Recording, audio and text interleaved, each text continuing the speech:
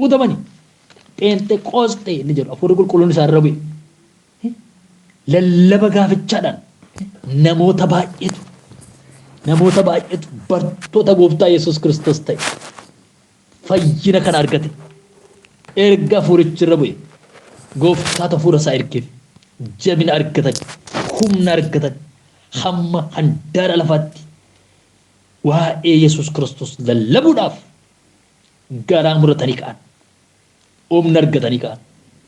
Haleluuyaa haleluuyaa haleluuyaa haleluuyaa. Dabeessa ture Phexros har'a garuu ija jabina argate hin muratanii hin murteeffatanii du'ayyuu sodaanne gaachi kaanii hafuuricha tura bu'e wangeela kana lallabutti kaan. Egaa nuni irra deebi'ee isinitti himu sabni hundumtuu duukaa buutuu Yesuus akka ta'uuf warra dhalootatti dubbii kana ergaa kana himanidhanu duukaa buutuu goonanu duukaa buutuu Yesuus taanee teenya miti dhaloonni duukaa buutuu Yesuus akka ta'an goona. Akkamitti barsiisuudhaan akkamitti dhugaa itti himuudhaan akkamitti wangeela isaa dhuma hundumaatti labsuudhaan sabni hundumtuu duukaa buutuu Yesuus Kiristoos akka ta'an goona. Dubbachaa jirtaa moo maal na dhibeetteerta sirraa barbaadama nurraa barbaadama agartanii itti gaafatamummaatu nurra jira. Wangeela Yesuus Kiristoos lallabuuf itti gaafatamummaatu nurra jira. Waa'ee fayyisuusaa himuuf itti gaafatamuutu nurra jira. Warra karaa dukkana keessa jiran gara karaa kanatti akka dhufaniif ergaa inni nutti laate gara biyya lafaa hundumaa dhaqnee wangeela isaa akka lallabnuuf itti gaafatamaatu nurra jira. Ergama guddicha Waaqayyo nutti kennedha. Hojjechaa jirtu Waaqayyo isin haa eebbisu. Hojjechaa jirtanii dammaqaa. Fayyinee akka teenyu miti kaayyoo Waaqayyo. Ofii keenya fayyinee akka teenyu miti. Warra fayyine bira akka keenyu warra hidhaa kee jiran bira akka keenyuuf Waaqayyo nu waameera ergaa kana nutti kenneera.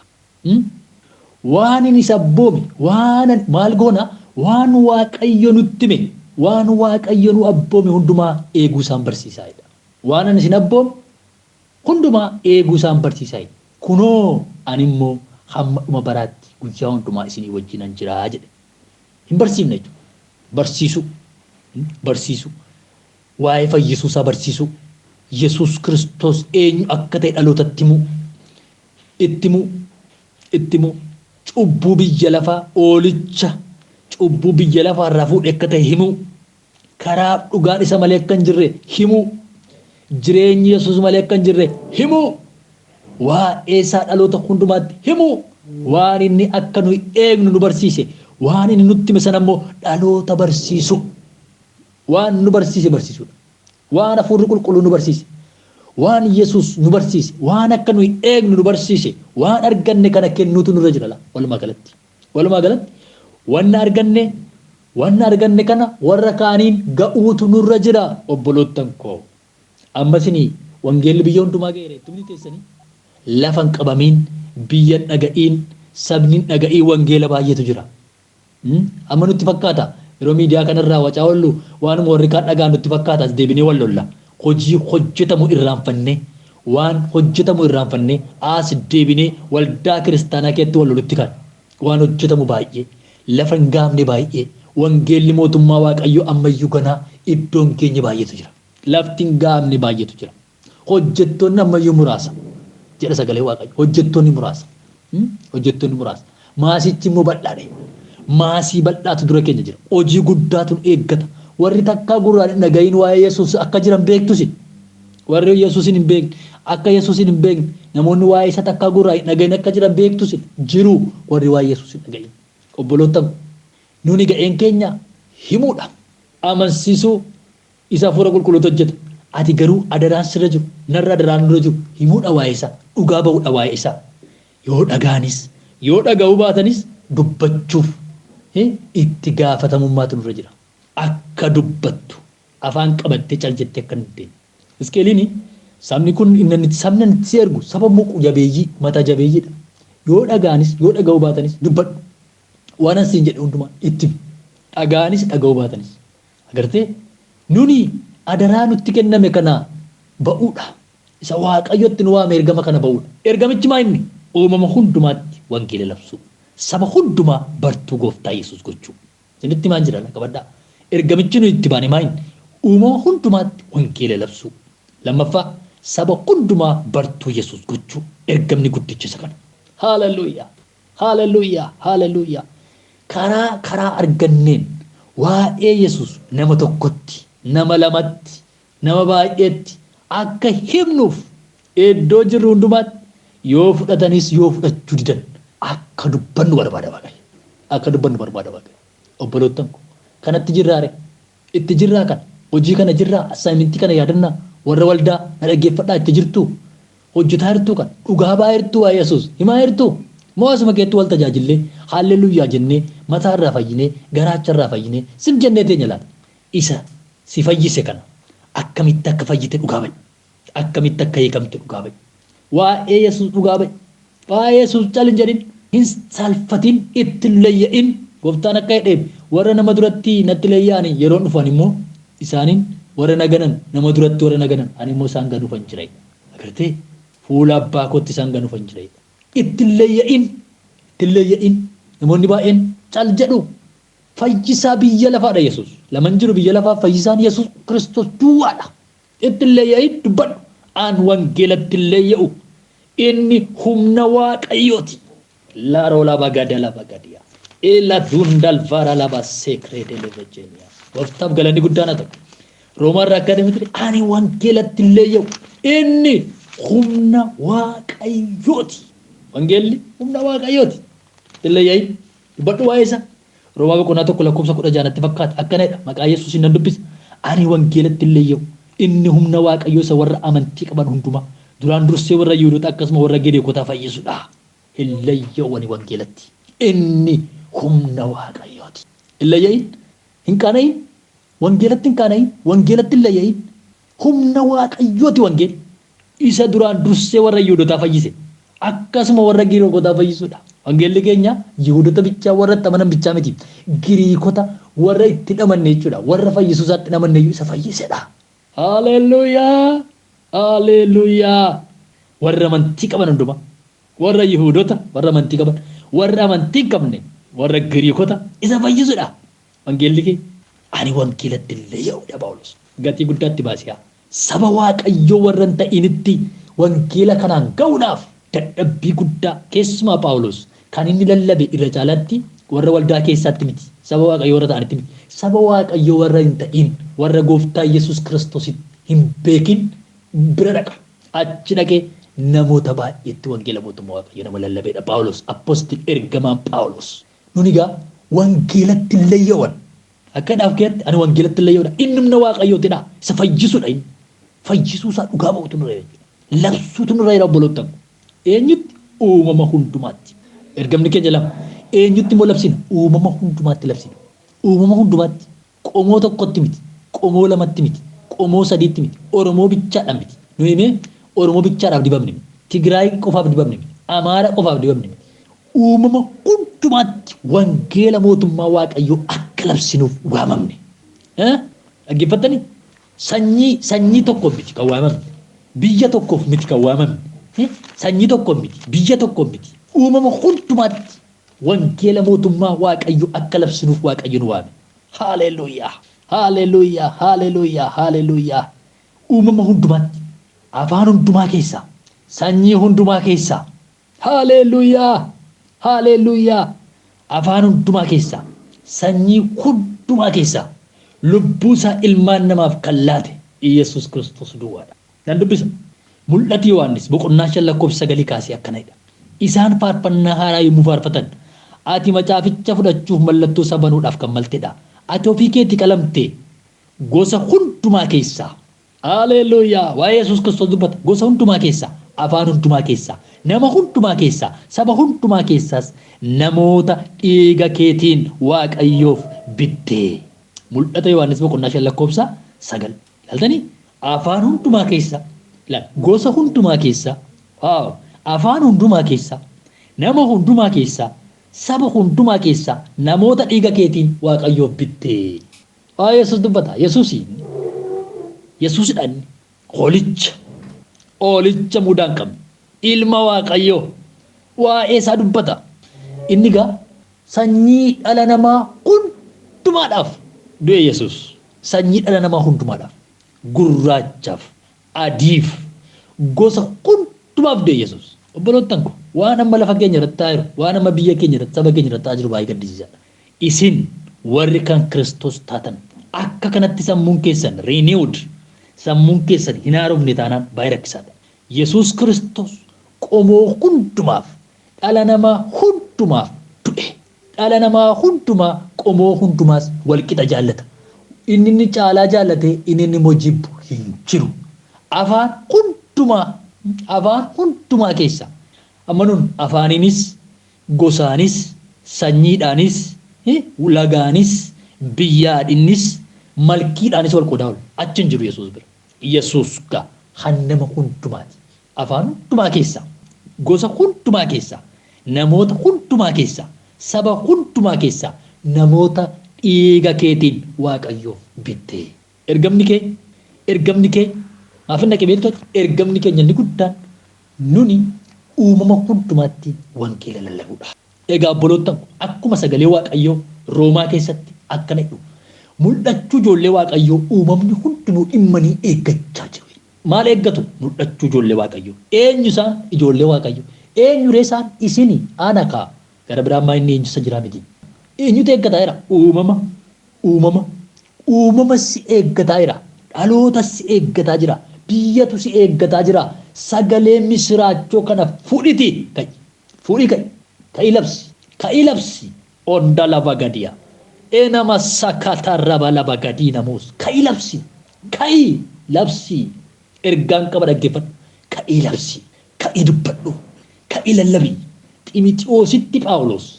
Kun yeroodha. Kun yeroo miti utuu hin jedhin qophaa'ee argame. Lallabi. Namoota balleessaa isaanii hubachiisi. Yeroodha yeroo miti utuu hin jedhin qophaa'ee argame. Lallabi jedha.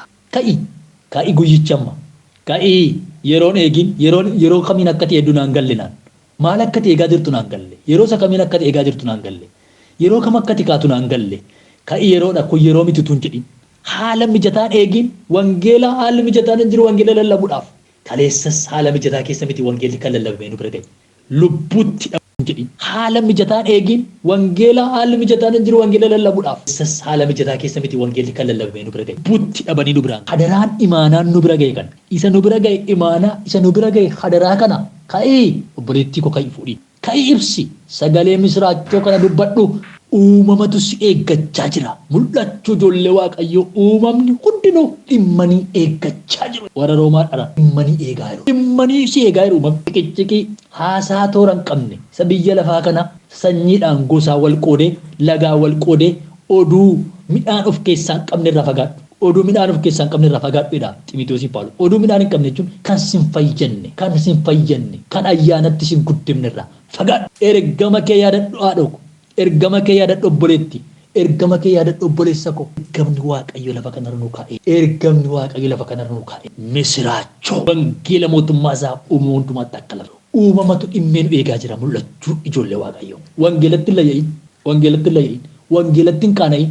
Inni humna Waaqayyooti. Isatti layya'an miti humna Waaqayyoo isa fayyisuudha. Isa nama hundumaa fayyisuudha wangeelli. Eenyuuf waamamne gaanu? Uumama hundumaa waamamne. Eenyu waamamne? Ergama keenya beekna. Ergamni keenya isa sinitti midha. Amma immoo eenyuuf waamamne? Uumama hundumaa waamamne. Dhaloota hundumaaf waamamne. Warra amanan, warra hin amanne, warra Gooftaa Yesuus Kiristoos hin dhageenye bira akka geenyuuf Waaqayyoo nu waame. Uumama hundumaaf waamamne. Uumama hundumaa gara biyya lafaa hundumaa biyya lafaa. World gara biyya lafaa.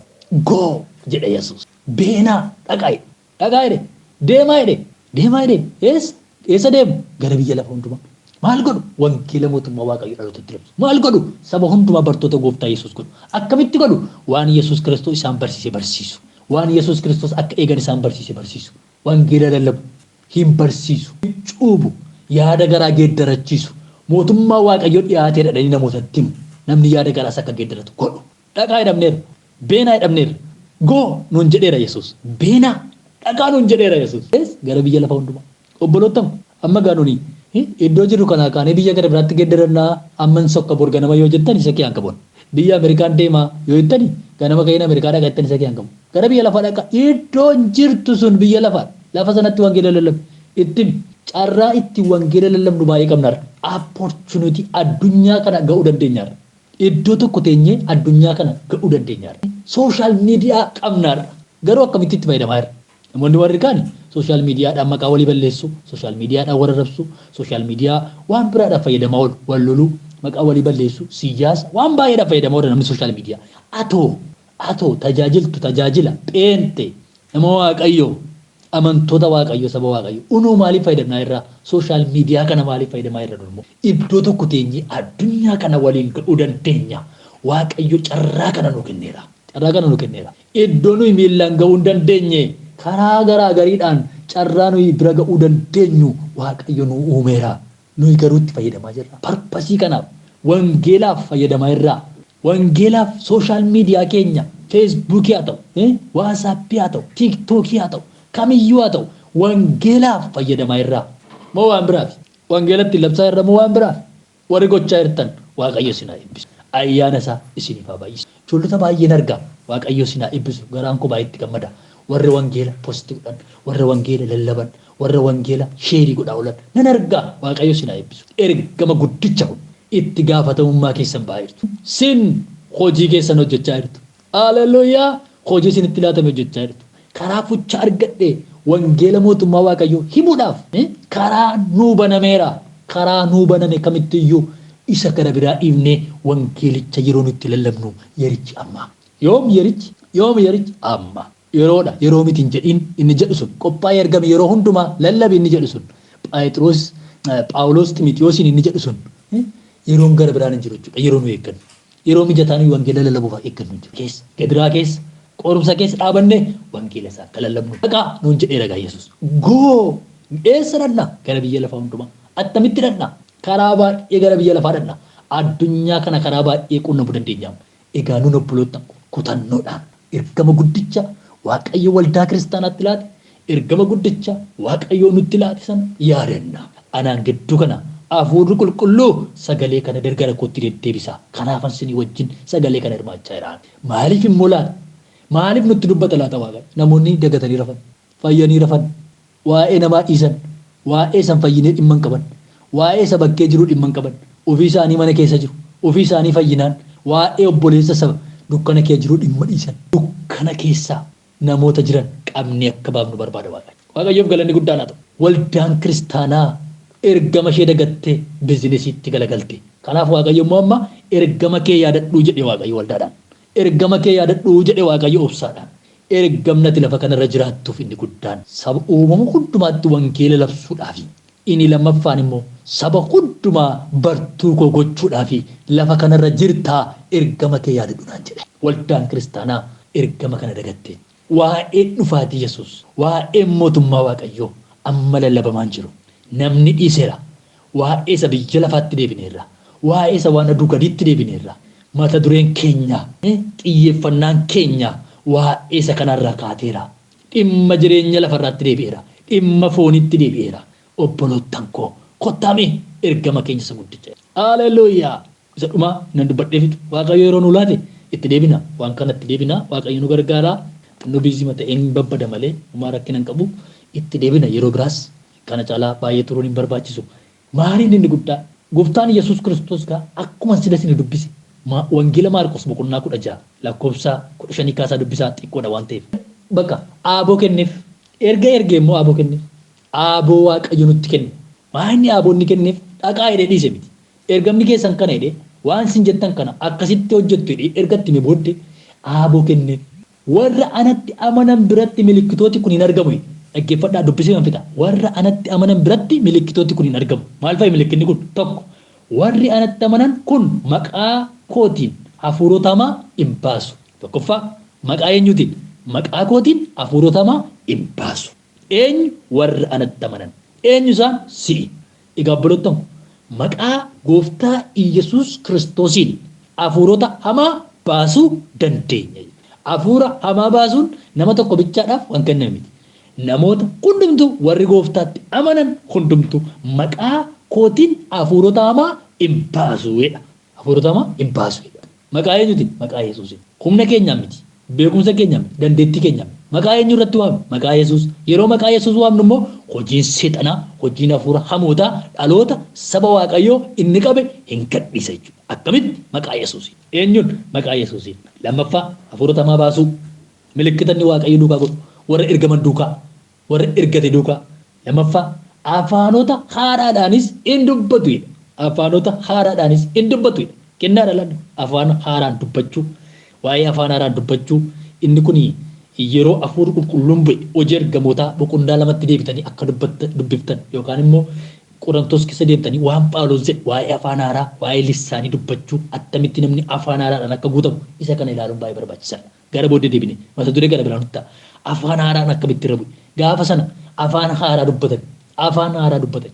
Ibiddi waaqaraa dhufee isaan irra yeroo qubatu itoo jiranii afaan haaraadhaan dubbachuutti ka'an. Afaan haaraadhaan tokkoon isaanii hunduma isaanii irra bu'e afurichi afaan haaraadhaan dubbachuutti ka'an.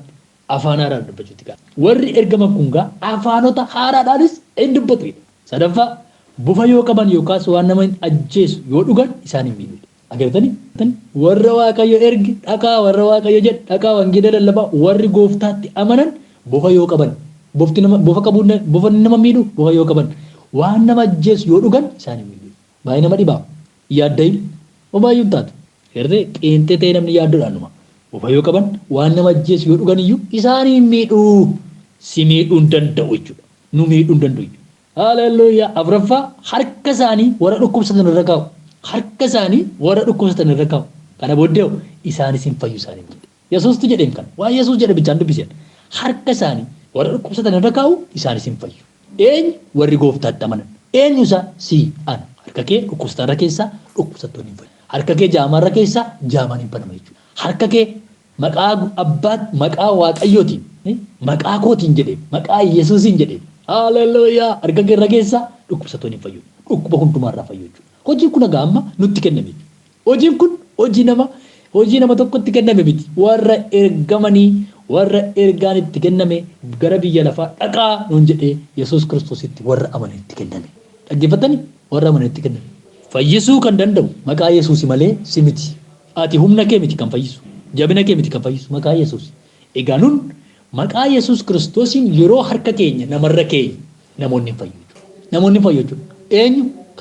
Eenyu si yeroo harka kee namarra keessu maqaa Yesuus Kiristoosiin yeroo kadhattu namooti dhukkuba garaagariitti hin fayyu jechuudha hiikisa. Gara biraan hin jiru hin fayyu jechuudha. Obboloottan aaboo Waaqayyo nutti kenne yeroo biraa ilaalla. Aaboo gurguddaa nutti kenne Waaqayyo. Nuyi garuu aaboo Waaqayyo nutti kennetti gargaaramaa hin jiru. Akkuma isa karaa keenya Waaqayyo hin fayyifnee ta'a. Karaa kee Waaqayyo hin fayyisa.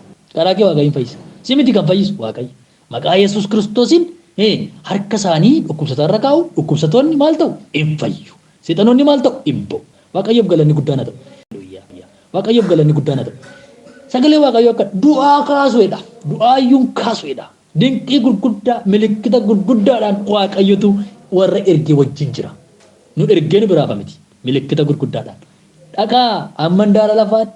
Ani immoo hamma maal jedha Maatiyus keessatti isa kana bichaa dubbiseen sin ibsa. Maal jedhee kakuun isaa immoo maayin? Kunoo ani immoo hamma dhuma baraatti guyyaa hundumaa isinii wajjinan jira isaaniin jedhe. Maatiyus 28. Kunoo ani immoo hamma dhuma baraatti guyyaa hundumaa maalin godhaa? Isinii wajjinin hin jira isaaniin jedhe. Isinii wajjinin jira. Hamma dhuma baraatti guyyaa hundumaaf ani isinii wajjinin jira. Isin ergeen isin biraa hafa miti jechuu isaati. Inni nu ergeen wajjin jira. Inni nu ergeen wajjin jira. Abbaan hojiin wajjin jira. Nuni ergama kana bichaatti ba'uudha bobba'uudha nun. Ishi jechuudha fudhachuudha itti ba'u abbaan hojii Yesuus nu wajjin jira. Ergaa ilaalaa milikkitoota kanatu nu wajjin ta'a jechuudha. Du'aa kaasuu, jaamota banuu, seexanoota baasuu, afaan haaraa dubbachuu, harka dhukkubsatarra kaa'an dhukkubsatoota fayyisuu. Ilaa akkattiin nu wajjin ta'a jechuudha. Milikkitoota kanaan nu wajjin ta'a jechuudha. Haleluuyaa. Ergasii bartoonni dhaqanii iddoo halleetti lallabanidha lakkoofsi 20. Ergasii bartoonni dhaqanii erga kana dhagaan iddoo halleetti maal godhan hin lallaban. Gooftaan immoo isaanii wajjin hojjete dubbichas milikkita argamanii hin cimse. Haleluuyaa. Dhaqanii lallabanii gooftaan isaanii wajjin hojjete laalaa qophaa isaanii miti gooftaatu isaanii wajjin hojjete. Dubbicha immoo milikkitoota argamanii maal godhe hin cimse. Waaqayyo milikkitaan si wajjin ba'a. Milikkitaan. Akkasitti miti Waaqayyo. Beenuu akkatti nu biraa miti milikkitaan namoonni akka amanan milikkita gurguddaadhaan namoonni akka isa fudhatan milikkita gurguddaadhaan walumaa galatti obboloota ko ergama guddichaa nutti kenname ergaa guddichaa waldaa kiristaanaatti kenname kana tokkoffaan uumuu hundumaatti wangeela labsu eenyutti labsinaa attamitti labsinaa yeroo labsinu immoo eenyu bira geenya isa jedhu sila baay'ee haasofneera irra deebi'aa dubbisaa akkasiin kana yaadattan ani ergamni guddichi waaqayyo natti kenne maa'inni lafa kanarra kanan jiraataa jiru maaliif maafan jiraadhaan lafa kana maafan dhaladhee lafa kana maafan dhufeen gara biyya lafaa hojiin koo maalidha jennee akka uf gaafannu barbaada warri of hin barre dammaqaa egaa ani walumaa gala jecha tokkoon jedha ka'ii carraa jirutti fayyada waaqayyo immoo humna isaatiin hafuura isaatiin ayyaana isaatiin milikitaan si wajjin ta'a haleluuyaa gooftaa galanni guddaan siif haa ta'u sagalee gara jireenya keenyaatti ergitee bulfaadhu egaa gooftaa koo waldaan ergama ishee dagattee yaadattu dhaloon ergama isaa dagatanaa yaadatanii ergama keenya waan isa daganii nu yaadachiifteef galanni guddaan bara keenyaaf umurii keenyaaf nu harkaa fuudhi fayyinni kee dhaloota kanaa qaqqabu dhukkubsataa kan jiran haa fayyani amma yeroo kan rakkina garaagaraa keessa kan jiran rakkinni isaanii haa eegamu hidhaan dhaloota irraa haa eegamu maqaa Yesuus Kiristoosiin ergamni dukkanaa dhaloota irraa kan diigame haa ta'u tokkoon ilmaan kee wajjin ta'i Ora bagala dalaba sekre vejene mekra dalaba gadiara seke paradia afura qulqullu laphee tokko ilmaan keetii dhugi ergama kana sagalee kana bulaan wangeelatti layyau akkuma Phaawulos jedhe wangeela nagaa kana fuunee akka kaan haleluuyaa uumama hundumaatti labsuu akka dandeenyu ayyaana kee nu baay'isi humna kee nutti guuti afurichi humnichi nu gaggeessu rabagala diyaa katacheeniyaa kana hundumaan gootaa ulfaadhu tokkoon ilmaan kee bira hurri kee hagamu yeroo kana yeroo sagalee kee kana laphee dhaloota kanaa dhugi gara ergama kana